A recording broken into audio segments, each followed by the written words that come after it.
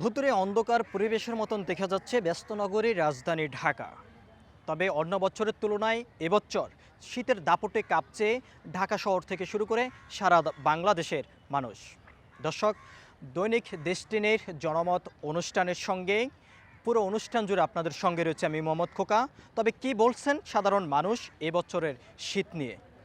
আর আমার কাছে মনে হয় এবছর শীত অনেক ভালোই পড়বে। আজকে অনেক শীত, পুরো মাসের থেকে এই মাসটা অনেক শীত পড়ছে জানুয়ারি। আমার মনে হয় সামনেও আরও বাড়তে পারে শীত। ঢাকা শহর অন্যান্য বছরের তুলনায় এবছর অনেক শীত।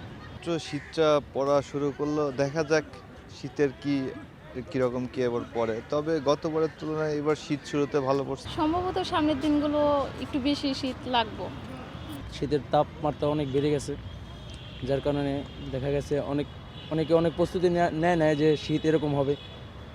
এর জন্য অনেক মানুষের শীতে ভুগতেছে। যেমন আমরাই আজকে বের হয়েছি, শীতের কাপড় চোপড় বেশি কিছু নেয়নি, পরে অনেকে অনেক কিছু পরের পর অনেক শীত লাগতেছে। কেমন হঠাৎ করে এত শীত, এটা তো কেউ প্রস্তুত ছিল না যে এত শীত আসবে হঠাৎ করে। এই বছর শীত অনেক বেশি।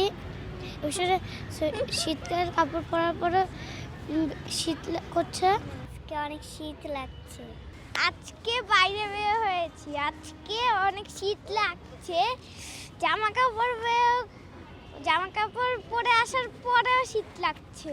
শীতের জামা কাপড় পরে এসেছি, তাও খুব ঠান্ডা লাগছে। গত বছরে এরকম শীত পড়ে না, এবছরই অনেক শীত পড়ছে। আগামীতেও মনে হয় আরও বেশি শীত পড়তে পারে, আগামী 2-1 দিনে আরও শীত পড়তে পারে। আজকে প্রচুর শীতে হাঁটাহাঁটি করা যাচ্ছে না, মানুষজন কম।